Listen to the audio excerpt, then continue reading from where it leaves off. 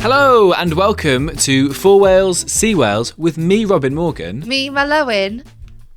Nothing else. No one else. Don't panic, guys. It's okay. It's our first episode without your friend and mine, Will Hayward. I mean, that was presumptuous. Sure. But, yeah. Your colleague and mine, Will Hayward. He's not here. He's not here. No, he's had enough of our shit, I think. I think so. And we've had 100 episodes and he thought, I cannot do another 100. And fair play. I don't blame him. You know, he's done really well. He's done so well emotionally and spiritually over the last 101.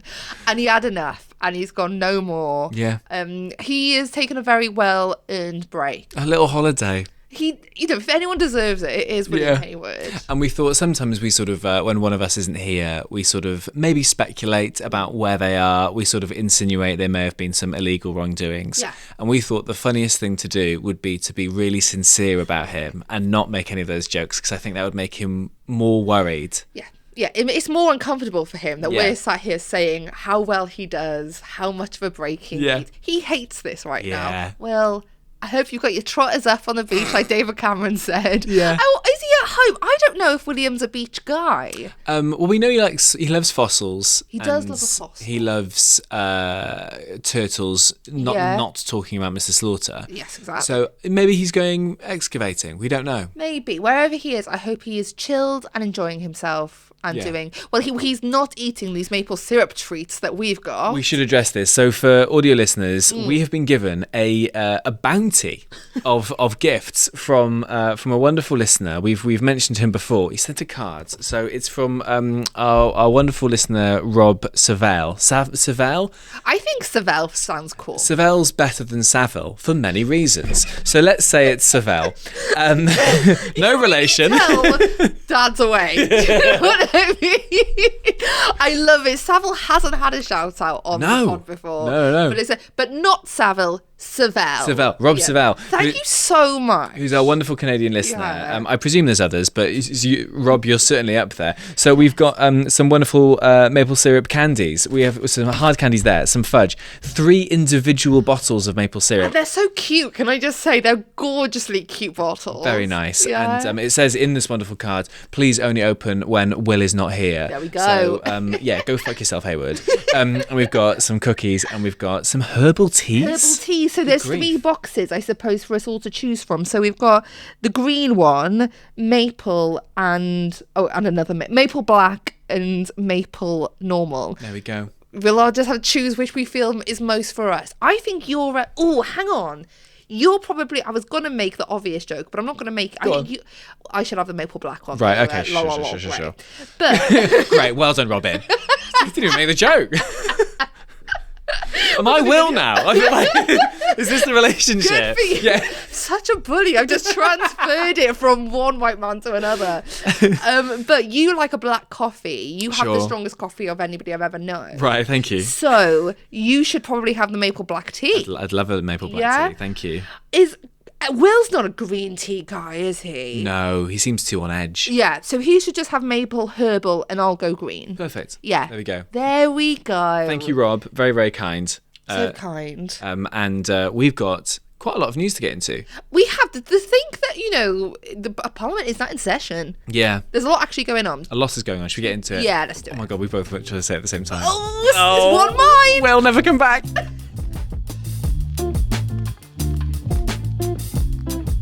Really worrying news this week about Gwaelod Y Garth and I know. flooding. Mad. Horrible images, isn't it? Really, really bizarre. And not a lot of information has come out about it. No, even so I was kind of I saw the images without, when the news is on kind of in the background, you kind of half listening, and I thought, how is it flooded? We've had we're in an official drought. Yeah, sure. Officially in a drought. But so it was an incident, basically. It was either immediately after or during what was a planned blast at Taffel Quarry. Right. And obviously, tens of homes have had to be evacuated. I'm sure everybody's seen the scenes. It looks horrific. Yeah, it's proper sort of flooding imagery where you usually see people sort of in their waders and stuff, but it's sort of it's a different type of. And obviously the worry is the pollution to the water in the surrounding area as well, in terms of, it's a beautiful area. Anybody who goes up a Garth mountain, quite a lot goes there. very, very just sad for the people involved, and to know that this could happen is what's worrying. You know, we see it in Ponty when people go, okay, we're rebuilding, we're doing it again, but what's going to stop this from happening again? Yeah. You know? It was interesting to see, like, I've seen some photos of Rhun Ap Iorwerth turn up in his sort of, like, sleeves rolled up. Rolled up, yeah. But it was the first time I think that he's had to deal with this sort of, like, this statesman-like type, I'm responding to a disaster type 100%. Energy. And interesting to sort of see how he handled that. Obviously, he said, like, we want answers, all this kind of stuff. What will happen? Who knows? But I think it's that sort of thing of, a private company impacting on public life. It seems smelly, doesn't it? It does. And it's been really difficult to try and literally get facts on what's happened other than the top line, because obviously, you know, they're investigating. They're not going to be divvying out facts until they know everything. But, you know, obviously, first and foremost, it goes without saying, huge, like, condolences to everybody who's been affected. Yeah, it's brutal. And I think it's quite hard for us to kind of look anything further than, like, how this has almost made Rhun look. Yeah, it's interesting, isn't it? Because I think, like, that's the kind of thing that I think people did talk about. You know, he's a good orator, used to be a journalist, he's a good speaker. But then sometimes you get those people who are, you know, Obama, good speaker, but then when he went to, and I'm sorry for comparing Obama to Rhun, it won't happen again, but Obama could never really do that man-to-man stuff. That's why he sent Biden along to do that job. Whereas I think Rhun seems to be dealing with that one-to-one, that personal connection thing quite well. Burnham is obviously in his sort of honeymoon period at the moment. Did you see that thing where he went into a care home, like, last week or the week before? Yes, I did. And, like, this old resident was like, are you the local candidate? Like, and he goes, no, I'm the Prime Minister. And he goes, fucking hell, he didn't say that. It was like, another one. And, like, so that Brenda from Bristol thing. And Burnham's like, yeah, another one. What are we like? What am I like? Yeah, I stabbed him in the back. What am I like? I think it's part, I think, of being a leader. And I think so. I don't think we've had, arguably, a leader who could really connect with people for a while. No, I suppose I'm trying to think of when the last time something like this would have happened that has required a leader to be there, because sometimes it is enough just for a leader to have presence. Yeah, sure. And show up. Yes, I 100% understand that this is an emergency and this is where leadership is needed. Maybe COVID, with Mark Drakeford being kind of thrust into the public limelight even more than any other Welsh leader has before. You know, but it was very divisive. There were some Welsh people who were like, yeah, we're switching on the TV every day to see what Mark Drakeford's got to say. There were others who were like, cannot stand that man. Yeah. You know, so for me, that is the last time I can really think where we've needed to see a leader be present and show, I've got you, it's okay. Yeah. And the optics, being sceptical, you know, the optics of Rhun there at Gwaelod Y Garth, hugging people, being like, it's okay, I've got you, this, that and the other, is good luck for him, right? Yeah, it's a difficult balance, isn't it? Because you don't want to turn up and be like, oh, you're just here for a photo op, to sort of see, like, no. Oh, what have you, you know, you turned up in your waterproofs, like, what are you doing? But I think you can't not, wasn't it, I remember when Grenville happened, it took Theresa May quite a while to get down there to the site, whereas Corbyn was there, I think, very, very quickly. And that was something that was really criticised of her when she was PM, wasn't it? And really politically important at the time, because it was like, who's standing up for us? Yeah. Right? And I get it, like with Grenville, she should have been there instantly, but then at the same time, knowing the facts that we know now, you get why there was a bit of, should she even go? Yeah. You know? Speaking of Theresa May, it's not a secret, like, I used to work for an MP who was a part of the Welsh Conservatives, and I remember, you know, there was a time where I was like, okay, I think I might be beginning to the end of my career in this kind of realm. There was a day when I remember somebody said to me, Mel, you're meant to be pissing out of the tent, not into it. Which I think tells you a lot about how I got on with everybody there. That's really fun that they had to take you aside to tell you that, like, and those words. Maybe she just doesn't know. Maybe she doesn't know that that's not what we do here. That's not the phrase, Mel. You're pissing out. That's so funny. But there was a day, and I was like, okay, I really don't know how I come back from this. Was when obviously awful tragedy when the bombings happened at the Ariana Grande concert in Manchester, and it was during the campaign for Theresa May's snap election. Yeah. There was general chat about how good this was for Theresa May, because she was having, boys and girls, fields of wheat, Maybar, all of that was going wrong for her during the campaign. And it was like she needs something to make her look like a strong leader. Oh, wow. So like in the event of a disaster, she can sort of change the narrative. Yeah. And for me, and I understand, I'm not naive, right? Yeah. There is a thing that makes somebody look like look at Donald Trump when being shot. Do you know what I mean? That made him look strong. All of a sudden, you've got the optics, right? So I'm not naive to that.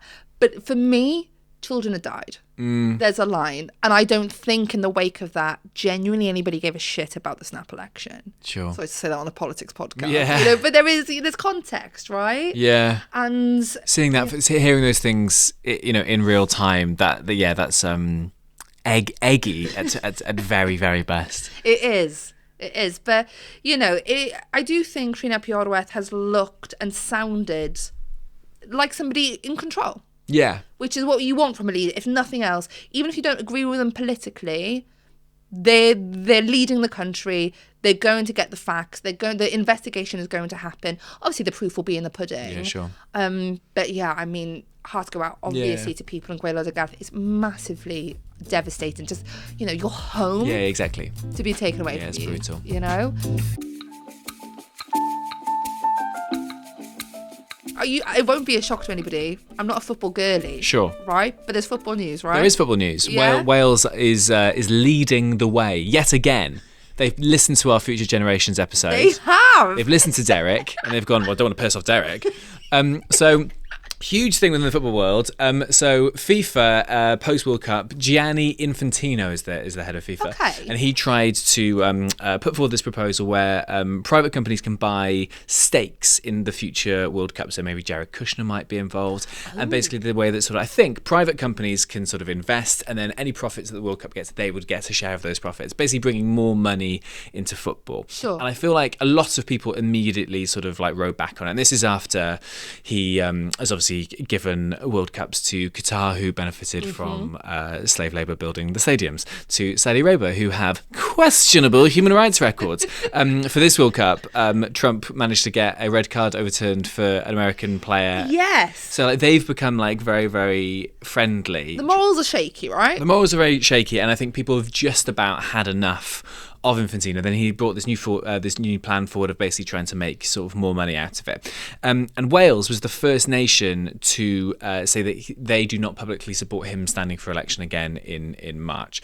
And then loads of other nations, England, for example, jumped onto it. And I think the plan isn't going to happen. The guy's probably going to have to stand down in the next few months because I think the UEFA, so all the European teams were like, we're not going to back you. Then all of CONCACAF, sort of North and Central America, were like, no. Then Asia was like, we're not going to do it either. So it's like, Wales and Infantino, this brand new World Cup, you've created the African Cup of Nations, you fucking donor.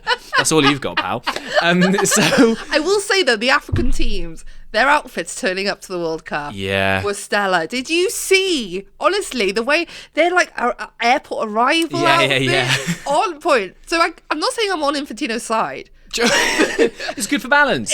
For balance. Will would love this. He would love it. Yes, he would. Okay, so but Wales was first. Wales, I believe, was the first nation to be like, nah. Not on our watch. Yeah, exactly. Because we talk about sort of like Wales, as we talked about with the episodes with Derek, how does a country enforce soft power? How do we sort of and I know a lot of people say politics shouldn't be involved in football, but I think when you've got a football tournament happening in America and, for example, a Somalian referee wasn't allowed to enter the country to referee a game, then these things do obviously connect. And I think sport is political. Of course it is. 100%. I think it's naive to say that it's not. It all comes in. Unfortunately, and you would hope that on the 90 minutes that they play. Well done. Thank you. The 90 minutes that they're playing, it's a sport, right? But everything around it, unfortunately, especially when you've got different countries playing each other, it does become political, and so much money being bandied about as well. But I am so proud that Wales was the first one then going out and saying, not on our watch. Not on our watch. Because also, I mean, I'm sure they had an idea that other nations were probably on their way as well. Yeah. They're not going, well, we're not going to, everyone else is, okay. Oh, just us then, is it? Great, to have been the first to stand by it. And why do you think that is though? Like, why do you think that Wales was so like? Why would we take that? I think Wales as a footballing nation has been very good for has been good at press for quite a while. I think like their social handles were always at Cymru, or that changed in the last sort of 10 years before. And this the bilingual nature of the sport, I think, is a huge thing. Former manager Gary Speed made sure all the players learned the anthem and things like that. So I think there's been a real big push for that over the past 10-15 years. But I think they have been very good at sort of speaking to that. I think the chairman, CEO, the head of Welsh football is a guy called Noel Mooney, who sort of interacts with fans a lot on social media and tries to get a lot of interaction there. So I think there is this thing of like, we are trying to sort of like punch above our weight, I suppose. Yeah. As a nation, I think, don't quote me on this if I'm wrong, but I think that Wales was the first nation to pay their male and female players the same. I heard this as well. Yeah. So it's those kind of decisions, I think, that make you go, oh, okay. And I'm sure people would go, look at this this woke grandstanding, all this kind of stuff, all this performative bullshit. But I think these kind of things, that's how you launch soft power. That's how you sort of create. Oh, okay. And also from I was in Portugal a week and a half ago to say, oh, where are you from? Wales, England? No. I think having that kind of like almost brand Wales. Yeah. That's an important way of getting it out there, right? Absolutely. And I'm the first one to call out virtue signalling. I can smell it from a mile off. Right. People are saying or doing or saying things in order to appear like the good person in the room, but actually actions are so much more important.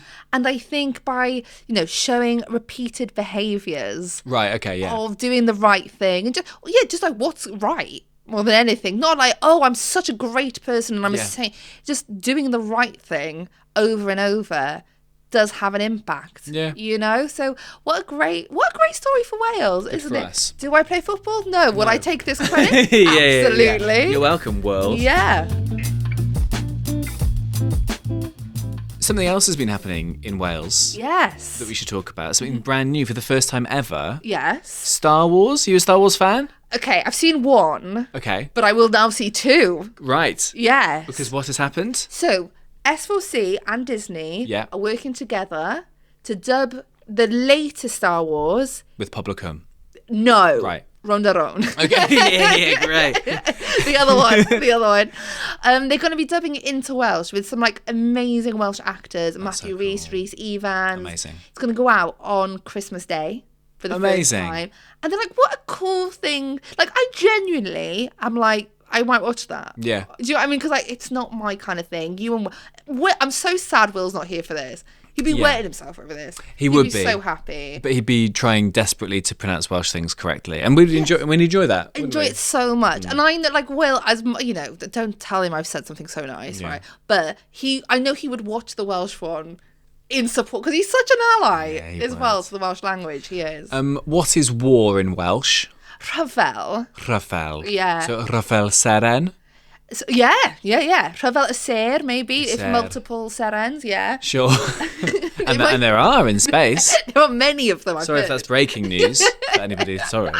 That's exciting. Yeah. When was the last time you watched a dubbed film?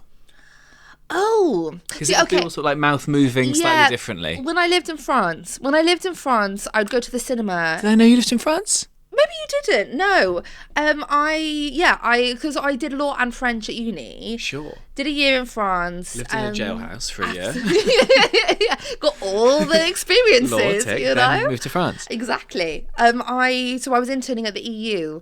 That's so cool. Yeah, so I did law school for 3 weeks, and then when plenary was sitting in Strasbourg, I'd get the train up and be in Strasbourg for a week at the EU. Did you feel like you were a European Legally Blonde Elle Woods? I really did, especially because at law school in France, they don't just turn up in a onesie like we used to in Cardiff. No. They turn up like with the like drag along suitcase, like wheelie along. Everyone is in a suit. Everyone's smoking and they're all chic and everything. Beret. Yeah. Oh, the berets all over the place.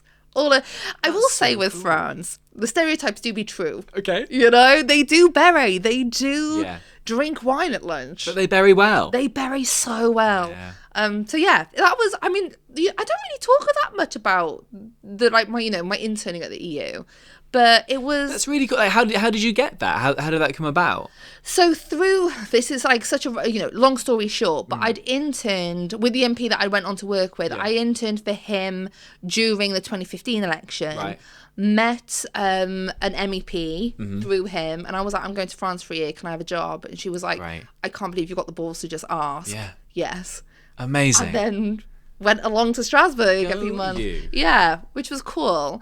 But when I was living in France, obviously I'd go to the cinema and things would be dubbed. Sure. Like English or American films would be dubbed into French, so I'd go and watch them. So I remember watching, what's like the new Rocky but with Michael B. Jordan? Creed 2 I watched dubbed in the most awful dubbing I've ever seen, actually. Yeah, like, because also like Creed's like a really like macho, like, sure. And it was a very high-pitched Frenchman. Now I'm a subtitles girly. Sure. I watch like something like Narcos or something like that. I'll watch it with subtitles. With the volume low down or just? No, I'll keep it up just for effect of aggression and. I hate subtitles being on. Do you? Yeah. Okay. Don't like it. I mean, like if it's in a language other than English, then I will happily. But I'll be seething. I have to read. Oh, really? I want to look at my phone. No. If I'm watching something in the English language, I want to listen. You want to listen to it, so I will listen and read. I'm one of those, So I can read. not to flex, guys. Oh my God. But I can read. What was the other film that was put into Welsh as well? Although there was No, it had Welsh subtitles. The Ryan Reynolds film. What Superman? Deadpool. Deadpool. Yeah, because he's such a Welshophile. He loves Wales so much. We say bearing our teeth. I think if he ever wanted to sponsor the podcast, he's more than welcome. He's so welcome to. Yeah. He put Welsh subtitles on Deadpool. It's pretty cool. It was cool. And it was an event, right? Like, I remember me and my girls, we all got together. We'd never watched Deadpool. Oh, that's fun. But we stuck it on, and we stuck the Welsh subtitles on because it was Wales to the world, right? Yes, and I think there's that's the thing, isn't it? When it's these big, cultural juggernauts like Marvel stuff or Star Wars, I think if you have that link, and also we take the piss out of the Rob and Ryan thing because I think it's quite fun to sort of punch up at that. But that first series of Welcome to Wrexham, they had a whole episode on the Welsh language and the history of it all and stuff, and they've done a lot for that community as well. And I think fair play to them. Yeah, genuinely, like they did such a good job with it because also they are producers on that show as well. Yes, they've done well with it. Disney seemed to have so I don't know who to give the credit to, whether it be Welsh Gov, whether it be S4C, possibly like whoever is making that connection with Disney and keeping that connection alive, doing a really good job. What time do you think S4C are going to put this on Christmas Day? Ooh, what are they going to compete against is my question. Yes, exactly. Well, I mean, King's Speech. Oh yeah, I mean it's winning, right? That's the lol one, isn't it? If you go quite heavy against Charles. That's a big one to go. We're gonna take out the King's Speech. Yeah, because Channel 4 used to do that alternative one, didn't they? Oh, did they? Who was that? Oh, they used to have like different celebrities doing like an alternative Queen's. If you were it's a bit like protesty. A little bit and I think they might have, but it was never anything kind of like crazy. They might have, fucking Mr. Blobbydale or something. Yeah, I mean they might go mid-afternoon. Everyone's a bit full after their Christmas dinner. That's when like the main kind of the crux of like the main Christmas TV is on, right? You know what? I think I might put it on. Oh, 100%. Put it on for the kids. Yeah, and like what a great. I remember being little and Tweenies being shown in Welsh, and that was my dad was like, "You're watching it in Welsh," sure. But it was important. That was a thing, Yeah. And I just, aside from the whole kind of, isn't it great that we've got Star Wars in Welsh? What does this mean for brand Wales? Okay. Because, we do talk about us not being proud enough and like sending Wales to the world enough. But I think this is a step in the right direction. Interesting. I'm trying to think of like those very iconic lines from Star Wars, and maybe not in the first one, but like Luke. Yeah. I am your father.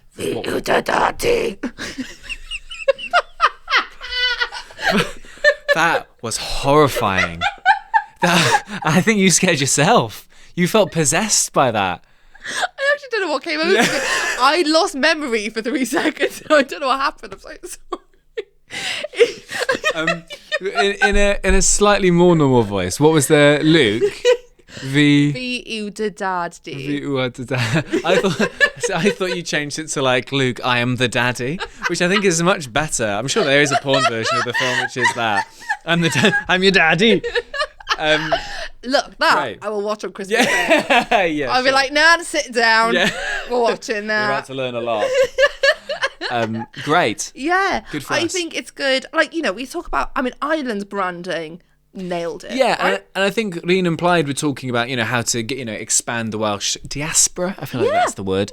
Yeah. Across the, and make brands Welsh. I think Commonwealth Games has been good, obviously, to see sort of like Welsh athletes, winning gold with a Welsh flag around them and Team Wales on them. That's been cool. Seeing Team Wales is special, right? And also, like you say this all the time, we punch above our weight so much. We really do when it comes to sport. Art, that kind of thing. I will say though, in the netball last week, Wales versus Jamaica. Oh shit! It was a big day for me. Yeah, I bet there were people calling it the Mellow in Derby. Which people? My mum. Yeah. And one other friend. And me. Yeah. It was a hard night for me, but overall I won. Sure. Well, you always win, man. I always do win. That's the joy of the Mellow in Derby. She always wins. No. Who did win? I don't know. Okay. Love that. Didn't even watch it. I think Jamaica did finish higher than us in the medal table. Oh, really? Sorry, I think Jamaica, you finished higher than you in the medal table. I always do. You always do. I always do. But no, I think that we need more of that. We need to be proud. Welsh people, I think, just as a nation, we're a little bit scared, or just, not scared, nervous and polite of being like, we're great at this. Yeah. Even back in the days of yore when we were great at rugby. Right. We were like so high up, on like the world ranking, but neither did we shout about it enough. And I do feel like this, the Star Wars story is a real step in the right direction. Yeah, nice. Like, I'm going to head up to Fringe at some point next week. And, like, whenever you get off the plane or the train in Edinburgh, the first thing you see is tartan. You cannot, shortbread's being lobbed at you, There's a bagpipe in your face, you know you're in Scotland. Should we be lobbing Welsh cakes at people? Yes. Yes, I think so. As soon as you turn up Cardiff Central Station, in that big, area where they queue after gigs. Yes. Lobbing them at them. Not your weird one. What did you say you liked when Matt Morgan was here? I quite like a cheese and leek Welsh cake. Have you tried one yet? No, I haven't. Then shut the fuck up. A point well made. Yeah. A point well made. Yeah. One final little story that I've seen in the last couple of days is this Quaker chaplain from Swansea. Her name is Emma Roberts, and she has gone viral on social media because she looks like Andy Burnham. She's Mandy Burnham. And she's lent into it, and she's changed her name to Mandy Burnham. Also, what a good sense of humour she has. Perfect. Does she look like Andy? Yes. She really does. We'll put the images up if that's okay, producer Daryl. Yeah. Yeah. I think she said it's like, I think it's the eyebrows and the glasses. It's like, hun, it is the eyebrows and the glasses. It absolutely is. Entirely, and the shaped face. Yeah. And your whole expression. Yeah. If she turned up at an event and confidently enough tried to, dictate things, I think people would possibly buy it. I think Burnham's on holiday this week, so I think he's not going to be at like, the PMQs isn't a thing, but like I think Louise Hay. Yeah. She's doing all that official government business. Get fucking Mandy in. Get Mandy in. Because also she's going to be a good public speaker. Yeah, exactly. As a Quaker chaplain, you know? She's going to be good at that. Quaker chaplain. What is that? No idea. Sure. For the Quaker... Well, what's a chaplain? Okay, don't come at me, right? But a kind vicar-esque. Sure. Vicar, a little priestly, I think a speaker, a voice of God. Yes, 100%. A voice of God. Someone who conveys God's message to the rest of the group. Exactly. Yeah. And Burnham is I believe, our first Prime Minister who is Catholic, I believe. Wow. Possibly first in a while. In a long time. In a long time since since Henry VIII had anything to fucking do with it. Well, I mean, famously we knew what happened there. Sorry, spoilers. Sorry, yes, absolutely. If you've not watched 6, then if that's ruined it for you, which is great, by the way. Love 6. So I really enjoyed that as a nice little I like those fun little silly news stories, 100%. And is it depressing that we've had so many prime ministers in such a short space of time? Yeah, is it very worrying? 100%. But I said this about Camp Binface. Sometimes I love this country. Yeah. And this is one of those occasions where a Quaker chaplain has gone, I am the doppelganger of our Prime Minister, and lent into it. I know, and I think, Emma, enjoy it. Yeah. Enjoy it now, because as someone who looks like Sir Keir Starmer, it goes by so quickly. Enjoy it now. Enjoy your time in the sun. In 2 years, it'll be, Louise Haig's lookalike. Everyone Angela Rayner with a fringe. Any lady with a fringe, you'll be going mad doing nightclub bookings. I don't want to flex. You went for dinner. With friends on Saturday Having night. friends as an adult, wild, by the way. 3 friends. Congratulations. Thank you. What did you want to tell me? Well, something happened. Firstly, my friend who listens to the podcast, he came back to Cardiff and we went out for dinner, and he started off by saying the sentence, "My most right-wing suggestion is this," and we all kind of like put our forks down and just went, "Okay, have you gone off the deep end?" Yeah. And then he was talking about just sort of policy, and basically the fact that, like, should more young people be going to university, XYZ, like, we were talking about how, like, younger generations than us are having a worse time than we did, and we were the first ones, I think, since the war that were having a worse time, that our lives wouldn't be better than our parents. I get you, yeah. It seems to be going down. And his thing was like, I think all young people should do national service, but it should be something like working in the NHS or working in the care sector or doing something, paying something back to the community and to the country in that way. And then we started going, and then, because I was saying I'd love to go back to, like, uni and learn something now as, like, someone who's not an 18-year-old piece of shit. I'd love to learn it now, like, as an adult. So maybe if you do 2 years of, like, working in a care home, you get 2 years in your 30s or whatever to sort of cash in and go to uni, and the state pays for that or something. I don't know. We were just sort of like, it says a lot about, like, the age of us as friends now, where we're talking policy, like, and having little tapasy, like, tapasy bits. Yeah, over your chorizo, you were like, what's right wing to you? Yeah, exactly. But it turned out from a place which was like, my most right wing thought is this, to this idea of like, maybe, I don't know. It was just quite nice to sort of talk about ideas, I suppose. Yeah, I mean, also, firstly, what amazing friends that you have, that was his most right wing. If that's his most right wing idea, lovely guy. I could show you some horrible WhatsApps from him. And he would show you some worse from me. I love the idea. I mean, I was too young to go to uni. Yeah. 100%. I went at 18 because it was more of a route out of Aberystwyth. Love it. But, to leave home. Sure. It was the structured way to go. I was far too immature to study. Was I too immature to be, like, out in Oceania every night? No, loving that. Yeah. But to study, no. Would I do so much better now? 100%. Yeah. Would some life experience have done me some good? Definitely. Yeah. I think, and also, like you say, in roles that, there probably aren't that many people who grow up thinking, gosh, I really hope I get to work in a care home. There are some people who are so well suited to it, but they actually might not even know that that's what they're suited to until they've had the opportunity to do that as well. Yeah. I wonder if there are any countries, and obviously if you're listening, you do know examples of any countries where this does happen, let us know. I do think there are probably countries in the world who don't look down on social care as a job or as a profession as much as we do. Yeah. I think in COVID, what was really highlighted was what we consider, and I hate this phrase, low-skilled work, was what we all needed. Yeah. Those are the ones going to work because that's what kept the country going, right? Those low-skilled workers. The most important jobs that, for sure. 100%, So, and, I look up so much to people who do that work, every day. So why not give young people, the benefit of maturing a bit and seeing the real world and what it's like outside the classroom, but also showing the value of that kind of work? I think it would be great. I think it would also, like, bring a bit of unity again, so sort of like you feel like you've done something as a group and you've paid something forward. And I think that, like, we talk about society being fractured and things, and obviously, it would get that idea would be eaten alive in the press, wouldn't it? It'd be like woke national service, whatever. But I don't know. I just thought it'd be interesting. But yeah, it'd be interesting to know if anybody listening would be like, oh, it wouldn't work for this reason. Yeah.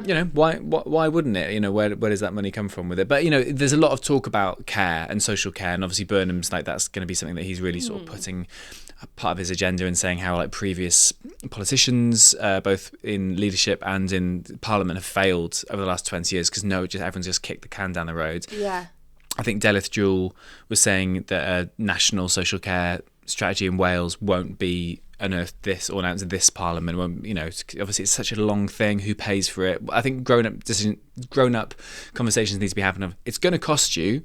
It's going to cost you more in 10 years when it's creaking at an edge. So just do it now. Yeah. Just do it now. Is it an investment? Realistically, it costs now, but pays off in the long run. For sure. I do wonder how that would change people's politics. Like my politics has definitely changed as my life has changed. I think of what I might have felt when I thought I knew everything at 18 compared to what it might be when I'm 60. Yeah. But I think people's politics is so dependent on their life experiences, and it's really, I'm sure we've all got family members and friends who say something, they're not bad people, but they don't realise what the world is like outside of their world. Sure. Siloed, right? And I wonder how that would change the politics of our country if everybody at 18 had to do 2 years of social work. Whether you'd see what the reality of cuts is, or the reality of being reliant on a state is. And would it throw some people wildly to the right when they're like, nobody should be dependent on the state, that shouldn't be a thing? Or would it throw you far much more to the left when you're like, there are some really vulnerable people in our society who we should all collectively look after? Just think, we'll never know, because do a pilot study. Do it. Somebody do it. Do it. But as much as we'll never know, would be interesting. Yeah, indeed. Thank you for your time, as ever. Thank you for your time. It's been a delight. I'm now going to eat all of this. Please do. And to have such a sugar crash. Yes, it's and great. I'll scoop you off the floor when we come back for next week. That'd be absolutely wonderful. Is Will Hayward back next week, Daryl? We don't know. We don't know. We can. I'm sure the listeners also are hoping and praying. I think so. Yes. We didn't run riot as much as we could have, and I think we should be applauded for that. Yes, and we should mention that because people will assume that we cut out a lot of stuff, and we've been trying. I've been white knuckling this. I've been clutching the back of my chair, trying to behave myself. I think we've done well in that regard. Well done, us. William, we miss you. Please do come home. We miss you greatly. I hope you found all the fossils, and I hope you bring them home and they don't get broken in your bag. And we have some maple syrup for you when you're home. Yes, we'll just pour it down his gullet. Oh, that'll be fun. We'll hold him down. We'll waterboard him, but with syrup. Every time we're nearly nice, you bring up waterboarding him. Every time. I was about to say, I don't think I have. I probably have brought that up before. Yes. Well, I have been Mel Owen. I have been Robin Morgan. This has been For Wales See Wales. Bye. See you next time. Bye.